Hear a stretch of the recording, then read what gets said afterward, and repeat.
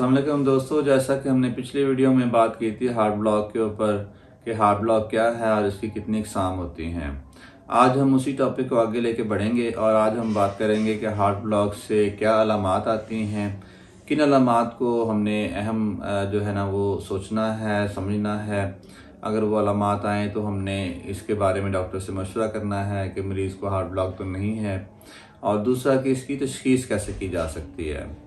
तो अलामात के हवाले से जैसे कि हमने पिछली वीडियो में सीखा और समझा कि इसमें हार्ट की जो रफ्तार है वो कम हो जाती है। यानी हार्ट ब्लॉक का मतलब ये है कि दिल की रफ्तार कम हो जाती है, और जैसे ही दिल की रफ्तार कम होती है हमारे बॉडी के जितने भी अज़ा हैं उन सब को खून की जो सर्कुलेशन है, खून का जो बहाव है वो भी स्लो हो जाता है, कम हो जाता है, और उसी से ही सारी अलामात पैदा होती हैं।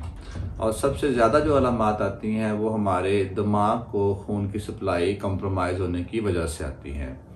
और ऐसा जो मरीज़ होता है वो हमें आके बताता है कि डॉक्टर साहब जब मैं चलता हूँ तो मुझे चक्कर आने शुरू हो जाते हैं।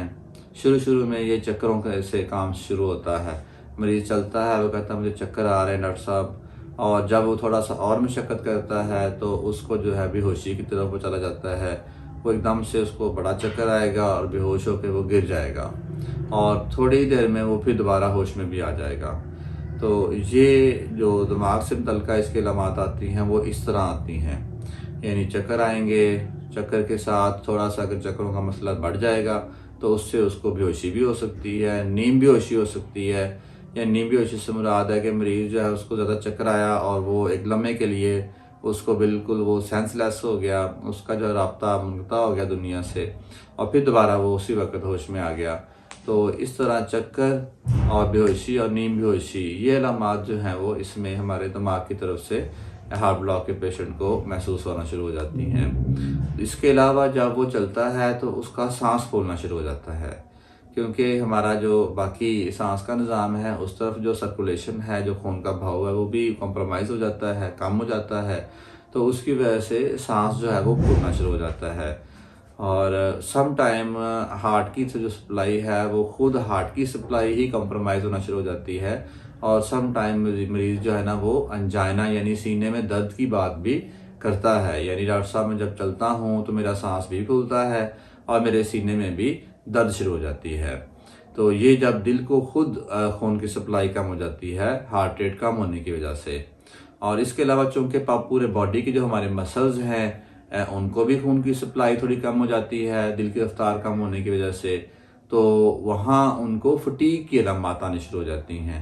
यानी थकावट का एहसास होता है। मसल्स जो हैं ज़ाहिर है उनको खून चाहिए, हर वक्त चाहिए, और एक तसलसल के साथ चाहिए, और एक ख़ास रफ्तार के साथ चाहिए। तो जब दिल की रफ्तार कम होती है हार्ट ब्लॉक के अंदर तो ये जो चीज़ है ये मुतासर होती है, और बॉडी जो है उसको उतना खून नहीं मिलता जितना कि उसको चाहिए। और मसल्स को जब वो कम खून मिलेगा तो उससे थकावट का एहसास होगा। मरीज़ कहेगा डॉक्टर साहब मैं थका रहता हूँ, मेरे अंदर एनर्जी कम हो गई है। तो ये वो मेन अलामात हैं कि जो हमें एक हार्ट ब्लॉक के पेशेंट के अंदर नज़र आती हैं। तशख़ीस इसकी कैसे होती है? इसका जो सबसे अहम टेस्ट है वो ईसीजी ही है।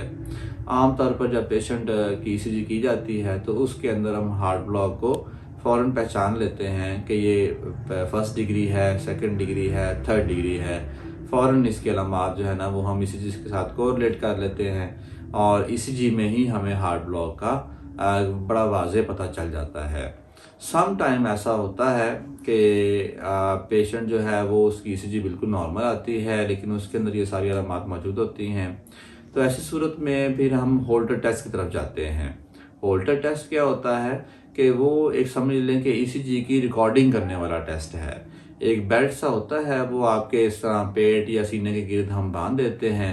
बड़ा फ्लेक्सिबल सा बेल्ट होता है, जैसे हम आम बेल्ट इस्तेमाल करते हैं अपने ड्रेसेस के साथ। तो उस तरह का एक बेल्ट होता है, उसके अंदर एक आला होता है जो आपकी पूरे बॉडी की 24 घंटे या 48 घंटे या 72 घंटे जो है ना वो उसकी ईसीजी की रिकॉर्डिंग कर लेता है। और सम टाइम जब जो है ना मरीज़ को कभी कभार दरमियान में हार्ट ब्लॉक का मसला हो, इंटरमिटेंट जिसको हम कहते हैं, तो वो फिर उस टेस्ट में पकड़ा जाता है। यानी ईसीजी उसकी नॉर्मल आ गई, लेकिन मरीज़ कहता है डॉक्टर साहब मुझे तो मसला होता है, मैं चलता हूँ, मैं गिर जाता हूँ, मेरा सांस फूलता है, मुझे सीने में दर्द शुरू हो जाता है, और आप सस्पेक्ट कर रहे हैं, आप सोच रहे हैं कि मुमकिन है इसको दरमियान में इंटरमिटेंट हार्ट ब्लॉक होता हो, यानी दरमियान में इसका हार्ट रेट कम हो जाता है बहुत ज़्यादा और बाद में नॉर्मल हो जाता है, तो उसके अलामात गायब हो जाती हैं।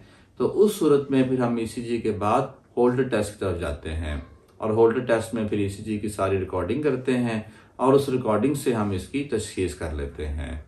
तो ये था दोस्तों आज का हमारा जो है वो टॉपिक। उम्मीद है इससे आपको हार्ट ब्लॉक को मज़ीद समझने में मदद मिली होगी। अगली वीडियो में हम इसके इलाज और दिल की जो बैटरी है इसके हवाले से बात करेंगे। तब तक अल्लाह हाफ़िज़।